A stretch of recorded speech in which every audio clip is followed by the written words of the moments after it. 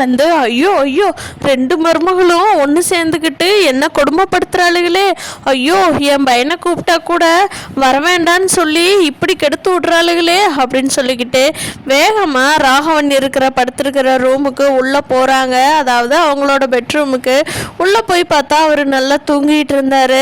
சரி பாவம் தூங்குறாரு, அவர்கிட்ட எழுப்ப வேண்டாம் அப்படின்னு சொல்லிட்டு அமைதியாகி வெளியே வந்துடுறாங்க லக்ஷ்மி.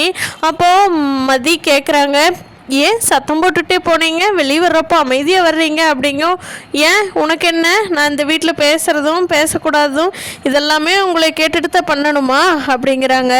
அப்போது மலர் சொல்கிறாங்க, இல்லை அத்தை நீங்கள் தான் நான் நியாயம் கேட்குறேன், கொடுமைப்படுத்துகிறாங்கன்னு சொல்லிட்டு போனீங்களே எங்கள் அத்தை, அதுதான் கேட்டோம் அப்படிங்க. மாமா தூங்கிட்டு இருக்காரு பாவம், அவரை டிஸ்டர்ப் பண்ண வேண்டான்ட்டு தான் விட்டுட்டேன். அவருக்கு நல்லா தூங்கிட்டு இருக்கும்போது எழுப்பி ஏதாவதுன்னா என்ன பண்ணுறது, அதுக்கு தான் அவர் தூங்கட்டும்ன்ட்டு அமைதியாக வெளியே வந்துட்டேன். ஏண்டி உங்கள் 2 பேர்த்துக்கும் எவ்வளோ கொழுப்பு இருந்ததுன்னா நான் கூப்பிட்டு என் பையனுகளை வர சொல்கிறேன், நீங்கள் கூப்பிட்டு வேண்டான்னு சொல்லுவீங்க அப்படிங்கிறாங்க. என்னத்தை திருப்பி திருப்பி நான் எத்தனை தடவை தான் சொல்கிறது, அவங்க வேலையை விட்டுட்டு வர்ற அளவுக்கெல்லாம் இங்கே ஒன்றுமே நடக்கலை அப்படின்னு சொல்லவும், சரிடி வரட்டு சாயந்தரம் வருவாங்கள்ல வீட்டுக்கு, எங்கே போயிடுவாங்க, என்னடி இப்போவே என் பையனுகளை பிரிக்கிறியா அங்கிட்டு இருந்து.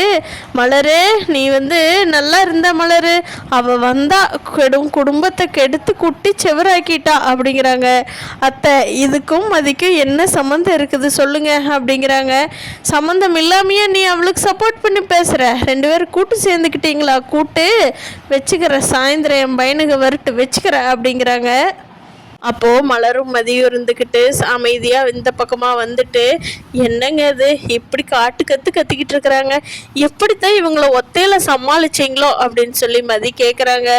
என்ன மதி பண்ணுறது, ரொம்ப கஷ்டம்தான் மதி, அதுவும் முன்னாடியெல்லாம் ரொம்ப ரொம்ப கஷ்டம், இப்போது நீ வந்ததுக்கப்புறம் தான் எனக்கு தனியாக தைரியமே வந்திருக்குது மதி அப்படிங்கிறாங்க. அப்படியா சொல்கிறீங்க அப்படிங்கிறாங்க மதி. அதுக்கு மலர் இருந்துக்கிட்டு, ஆமாம் மதி, இவ்வளோ நாள் என்ன பேசினாலும் எதுத்தே பேச மாட்டேன் தெரியுமா, நீ வேணா பாக்யராஜை கேட்டு பாரு அப்படிங்கிறாங்க. என்னங்க சொன்னீங்க பாக்யராஜா அப்படிங்கிறாங்க.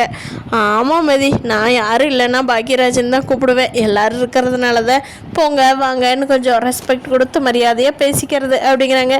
வேங்க சூப்பருங்க, வேறு லெவலுங்க நீங்கள் அப்படிங்கிறாங்க மதி மலரை பார்த்து.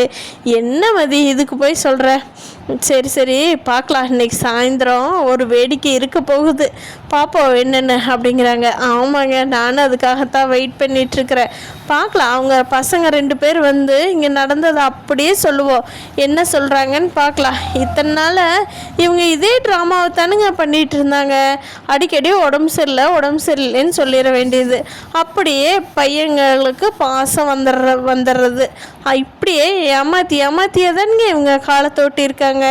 இவ்வளோ நாள் யாரோ ஒருத்தர் கூட பிரச்சனை வரும், அது இவங்க சீனை கிரியேட் பண்ணி பெரிய பிரச்சனையாக அதை உண்டு பண்ணி விட்டு நம்ம தான் வெள்ளி மாதிரி பண்ணி விட்டுருவாங்க. இப்போது நம்ம 2 பேர் இருக்கோம்ல, அதனால் அவங்க ஒருத்தர் தானே, எதுவும் சீனு கிரியேட் பண்ண முடியாது, உண்மையாட்ட சொல்லி தான் ஆகணும் அப்படிங்கிறாங்க.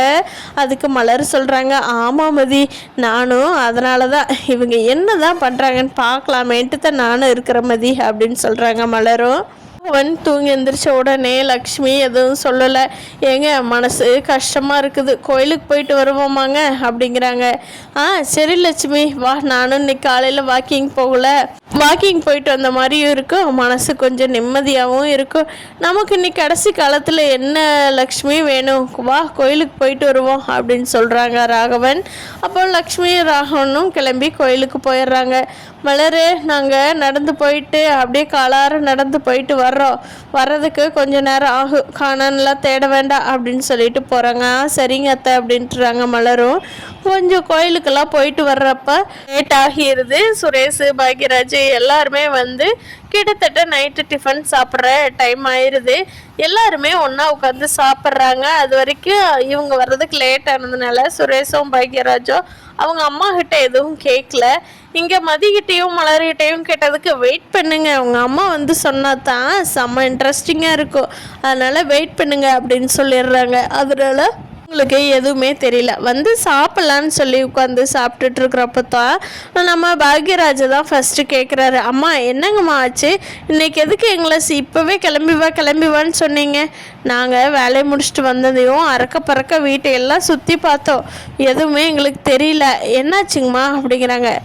ஏண்டா நான் ஃபோன் பண்ணி வா போகலாம் வேணும் நீங்கள் 2 பேருன்னு கூப்பிட்டா 2 பேரும் வா போகலான்டா அம்மா கூப்பிட்றாங்கன்னு 2 பேரும் ஒருத்தருக்கு ஒருத்தர் பேசி வர தெரியல. இப்போ சாயந்தரம் சாவகாசமாக வந்து என்னாச்சு எதுக்கு ஃபோன் பண்ணீங்க அப்படின்னு கேட்குறீங்களாடா, நீங்களாம் நான் பெத்த பசங்களா அப்படின்னு சொல்லி கேட்குறாங்க லக்ஷ்மி. அதுக்கு பாக்யராஜ் சொல்கிறாங்க, அம்மா நாங்கள் தான் என்னென்ன விஷயத்த கேட்டோமே, அப்போவாவது நீங்கள் சொல்லியிருந்தா பரவாயில்ல, நீங்கள் எதுவும் சொல்லவும் இல்லை, ஃபோனை டக்குன்னு வச்சுட்டீங்க. அப்புறமா மலரும் ஃபோன் பண்ணி வராதிங்க, அவ்வளோ ஒன்றும் பெரிய பிரச்சனையெல்லாம் இல்லைன்னு சொல்லவும் தான் நாங்கள் அமைதி ஆகிட்டோம்மா, இப்போ சொல்லுங்கள் அப்படின்னு கேட்குறாங்க.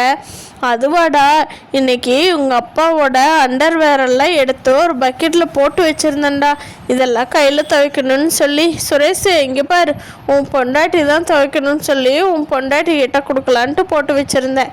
அதை துவைக்க சொல்ல சரி நான் துவைக்கிறேன்னு சொல்லி போனான். அப்புறம் அங்கே போய் பார்த்தா ஐயே இதெல்லாம் என்னால் கையில் துவைக்க முடியாது, வேணா மிஷினில் போட்டுக்கிறேன்னு சொல்கிறாடா.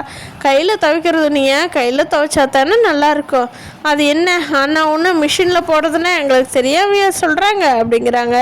சரிம்மா இப்போ என்னம்மா அதுக்கு அப்படிங்கிறாங்க. கையில் தப்பி துவைக்கணுண்டா, அது ஆகாதுன்னு சொல்லிட்டா அப்படிங்கிறாங்க. ஆமாம் அது மதிக்கெல்லாம் துவைச்சி பழக்கமே இல்லையில, அதனால் சொல்லியிருப்பாங்கம்மா அப்படின்னு சொல்லி பாக்யராஜ் சொல்கிறாங்க.